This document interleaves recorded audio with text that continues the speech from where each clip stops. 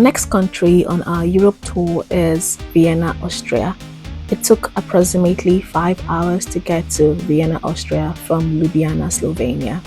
The scenery on our way was amazing and incredible. The Airbnb we stayed was in the second district and cost €783 for 4 nights.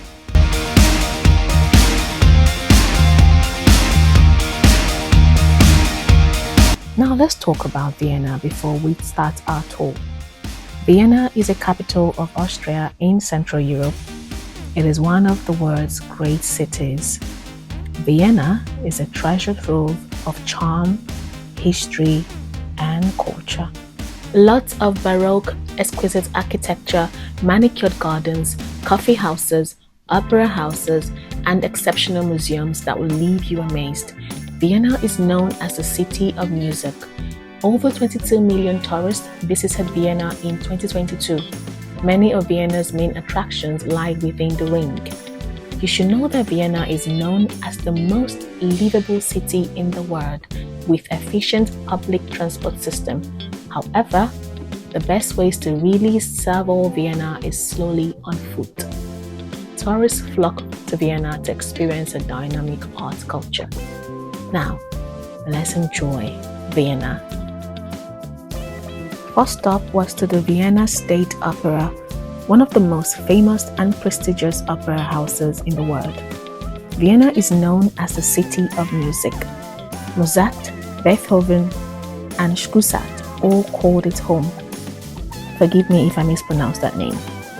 Engaging fact, it opened in 1869 with Mozart's Don Giovanni. A walkable wonderland of imperial palaces, grand boulevards, hidden courtyards, and world-class cafes is the city center. Every corner feels like a scene from a classical movie, because here, history isn't behind glass, it is alive and breathing. Still in the city center, you find the Albertina House and the Albertina Museum. Built in the late 18th century, you find extensive collection of impressionist, modern, and contemporary art, including works by Monet, Picasso, Klimt, and Dürer. Home to one of the largest and most significant collection of graphic art in the world, the museum combines Baroque architecture with modern extensions, offering a unique blend of old and new. The Albertina collections includes over 65,000 drawings and watercolors, and around 1 million prints, making it a treasure trove for art lovers. The Albertina is not just about art inside, even the view from outside is a masterpiece. The Burggarten. Tucked behind the Schönbrunn Palace, Burggarten is a peaceful green oasis reserved for the emperor himself, Franz Joseph, with elegant statues, the lush lawn, and the famous Mozart monument. It is a perfect spot to unwind in the heart of the city, and the stunning Palm House Cafe adds serious fairy tale vibes. Lots of tourists find the spot very picturesque. World Museum Wien, World Museum Vienna. This is inside the Schönbrunn Palace complex, located in the New Burg Wing, the large crescent-shaped building facing Heldenplatz. This houses Austria's main ethnographic collections with artifacts from Asia, Africa, Oceania, and the Americas, originally assembled from the Habsburg collections and expeditions. Schönbrunn Imperial Palace, one of the most important historical landmarks in Austria. It was the seat of the powerful Habsburg dynasty for over 600 years and served as the winter residence of the imperial family. Part of the Schönbrunn Palace is now the official residence and workplace of the Federal President of Austria. The complex is vast, with many wings and squares. Today, it houses several museums and cultural institutions, including the Imperial Apartments, the CC Museum, and the Imperial Civil Collection, the Spanish riding school with Lipzana horses. Just beyond the Grand Michaela Gate lies the CC Museum.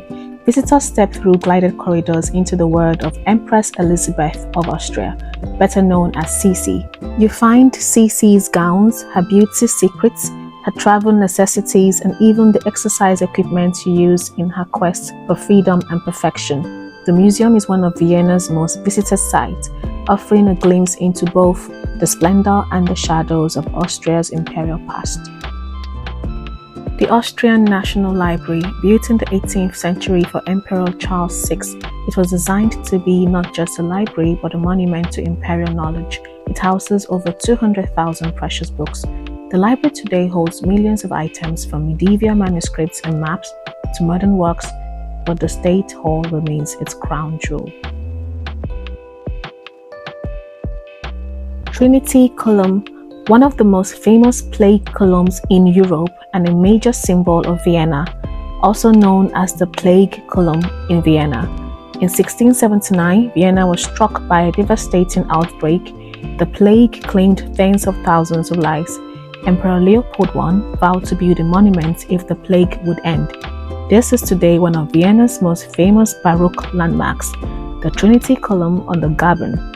The monument is a dramatic explosion of sculptured clouds, angels, and saints rising upward toward the Holy Trinity.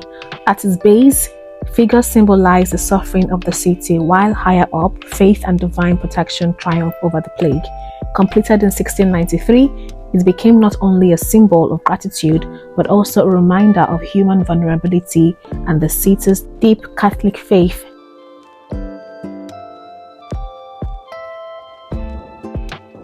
In the very heart of Vienna, rising above the bustle of Stephansplatz, stands St. Stephen's Cathedral, the city's Gothic soul.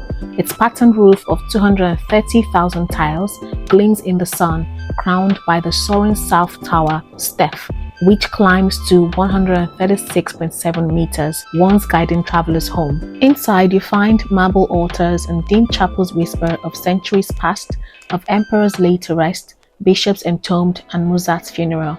The great Pumerian bell, cast from Ottoman cannons after the 1683 siege, tolls from the North Tower, its deep voice echoing across the city.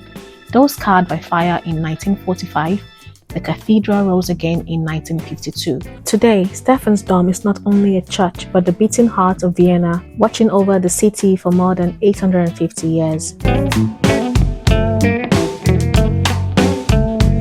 During the tour, we didn't stop to experience the coffee house culture, which is more than just a caffeine fix.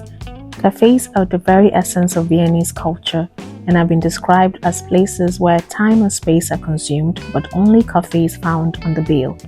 Make sure you check out elegant cafes like Café Central or Die Mail, with vintage interiors, coffee, and exceptional cakes.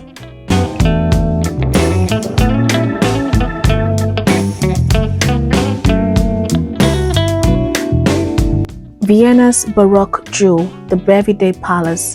It wasn't built for emperors, but for a general, though not just any general, but Prince Eugene of Savoy, one of Europe's greatest military commanders, commissioned the palace after leading Habsburg forces to victory over Ottoman Empire in the late 17th and early 18th centuries. Flush with wealth and prestige, he wanted a summer residence that matched his triumphs. The result was a masterpiece of Baroque architecture designed by Johann Lux von Hedenbracht. Unlike the more rigid Hofburg, the Belvedere feels airy, theatrical, and celebratory. Its terrace gardens designed to impress visitors as they ascended toward the palace. The Belvedere is actually two palaces facing each other, connected by gardens, Upper Belvedere and Lower Belvedere. The Baroque Gardens is among the finest examples of Baroque landscape design in Europe. The palace also played a role in politics in 1955. The Austrian State Treaty was signed in the Upper Belvedere, restoring Austrian sovereignty after the World War II.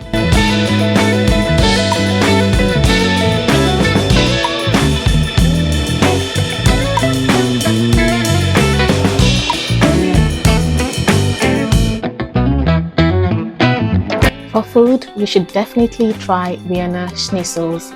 It is delicious and of course with a glass of local Vienna wine. Thank you for watching. Don't forget to give a thumbs up to this video, subscribe to this channel, and see you next time.